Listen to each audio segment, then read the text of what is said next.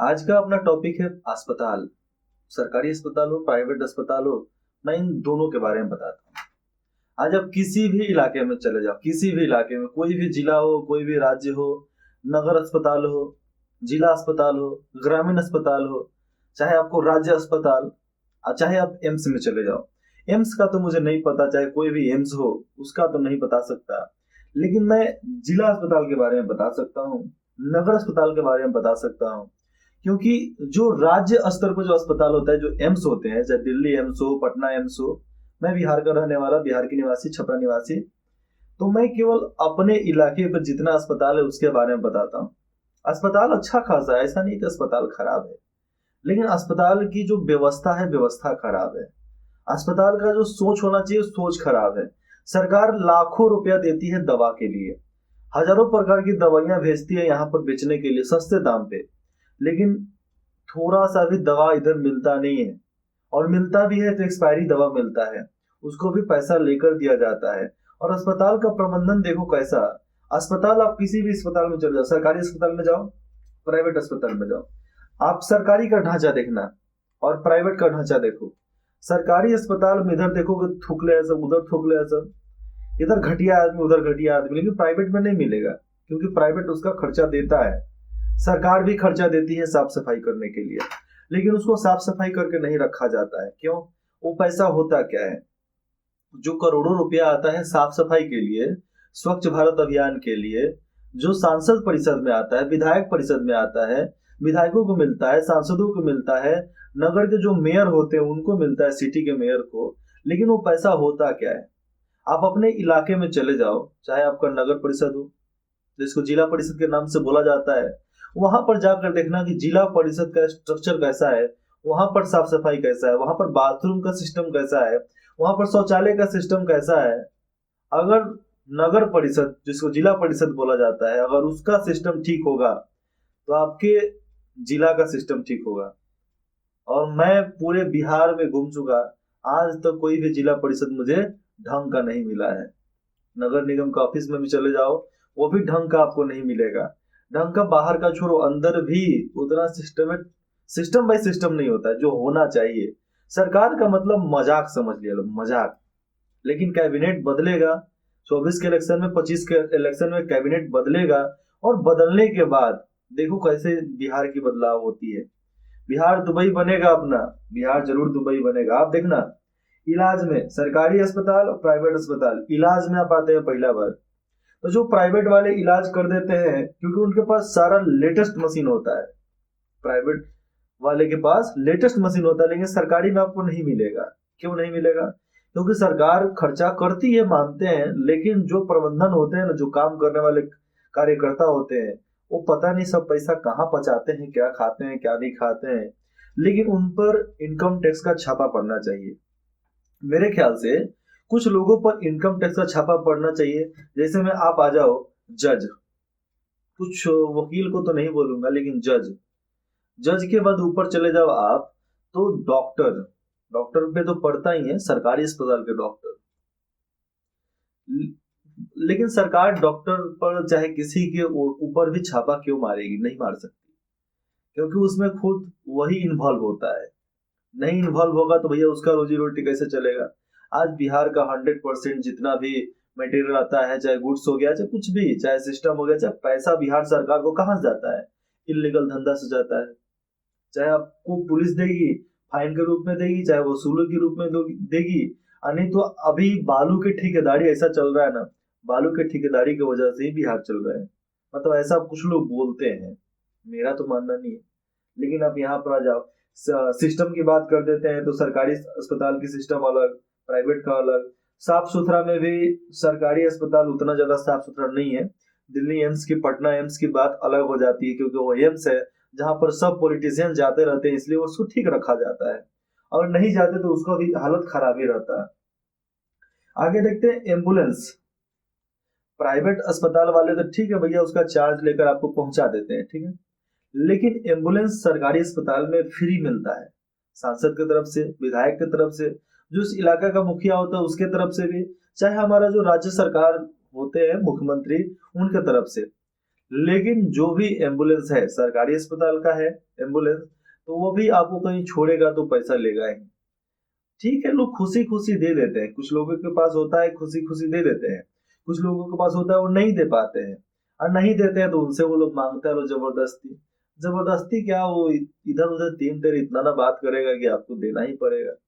एक खुशी की बात अलग हो जाती है, लोग ऐसे दे दे तो ठीक है, नहीं दे तो नहीं मांगना चाहिए।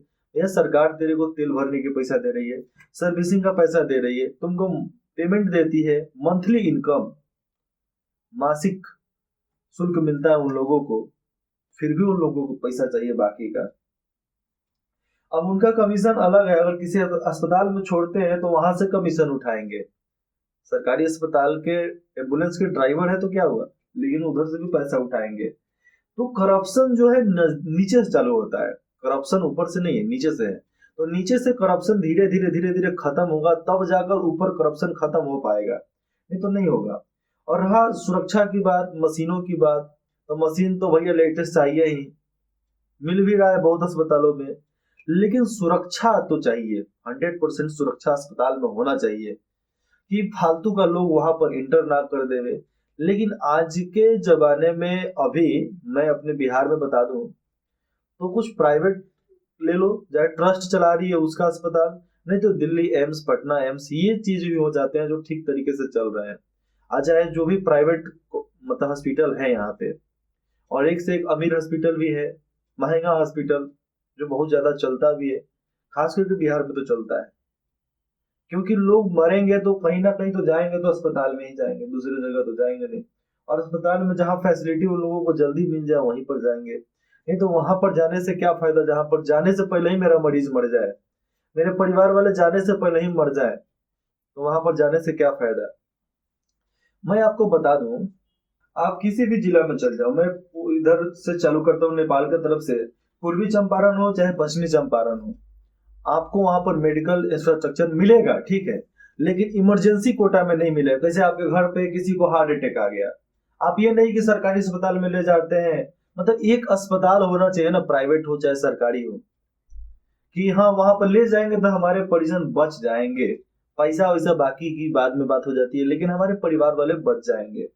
चंपारण हो गया, गोपालगंज, सिवान, सारण, भोजपुर, बक्सर, रोहतास, चाहे दरभंगा हो गया, औरंगाबाद, गया, नवादा, जमुई, बंकर, भागलपुर, कटिहार, पूर्णिया, अररिया, किशनगंज, मधुबनी, आप कहीं भी पटना के इलाके में है, पटना के इलाके में, पटना के क्षेत्र में जो सिटी पड़ता है ना, उधर में आपको मिल जाएगा अस्पताल, इमरजेंसी अस्पताल, इमरजेंसी हॉस्पिटल, जहां पर आपके परिजन जाएंगे तो बच जाएंगे, 100% है कि बच जाएंगे।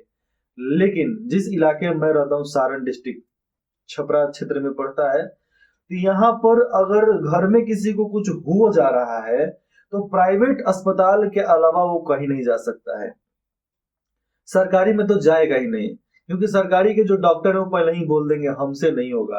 अब पटना जाते जाते, पटना पीएमसीएच जाते जाते वो आदमी मर जाएगा। ये सच्चाई है, ये सच्चाई है इस सरकार की। पता नहीं ये 15 साल से क्या किए।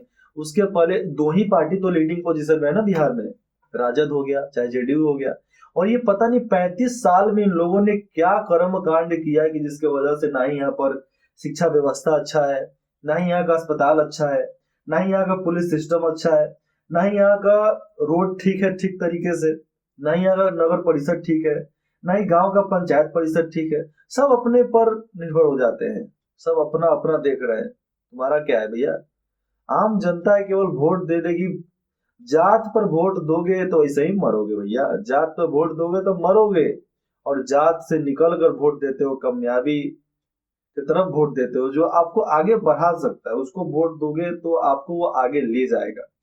जैसे में आज ले लिया जाए तो आदरणीय श्री प्रधानमंत्री जी, तो मोदी जी को देख लो आप, जो झगड़ा था वो झगड़ा खत्म कर दिए। यूपी में सबसे बड़ा झगड़ा क्या था, राम मंदिर, राम मंदिर खत्म हो गया, टंटा खत्म। बाकी जितना भी कश्मीर की बात थी, टंटा खत्म। तो सबसे पहले कि जो कहानी आज तक सदियों से चलती आ रही है उसको खत्म कर दो, ना वो रहेगा ना ही विपक्ष वाले बोलेंगे। तो ये सब बातों को शुरुआती से उठाया जाता है। शुरुआत से उठाएगा कौन, अगर आप अच्छे इंसान को चुनते हो तो। अच्छे इंसान को आप कब चुनोगे, जब आप इन सभी सिस्टमों से आगे निकलो, जातिवाद आप मान लो कि अपने बिहार में था ही नहीं, जातिवाद को मानने वाले तो है ही नहीं, हम लोग समूहवादी हैं, समाजवादी हैं। जैसे में हम जो भी कार्य करते थे वो समाज में आता था, अपने समूह में आता था, अपने दल में आता था। तो अपने दल से निकलकर हम जाति व्यवस्था में गए ना, और जाति व्यवस्था में जाने की वजह से ही हम इतने ज्यादा पछतावे की जिंदगी जी रहे हैं, जिसके वजह से आपको जंगल राज के बारे में पता था, हर चीज के बारे में पता ही है ही, लेकिन इन सबसे आगे निकलो, एक बढ़िया सरकार को चुनो, क्योंकि बढ़िया सरकार को चुनोगे तो जिंदगी आपकी अच्छी होगी, समाज आपका अच्छा होगा, गांव आपका अच्छा होगा, नगर पंचायत आपका अच्छा होगा, नगर आपका अच्छा होगा, जिला आपका अच्छा होगा। जब ये अच्छा होते हैं ना तो एक राज्य अच्छा होता है, जब राज्य सुधरते हैं तो एक देश अच्छा होता है। तो ठीक है, पहले देश, फिर राज्य, फिर जिला, फिर अपना गांव, फिर अपना घर, ऐसे माना जाता है। लेकिन शुरुआत अपने घर से करो, गांव से करो, जिला से करो, राज्य से करो, तब देश तक जाओ, तब जाकर हमारा बिहार सुधरेगा, तब हमारा देश सुधरेगा। क्योंकि अगर हम लोग घर में नहीं सुधर पाए तो बाहर के सुधरने की चांस भूल जाओ। हम नहीं सुधरे दूसरा कहां से सुधर जाएगा, समझ रहे हो ना।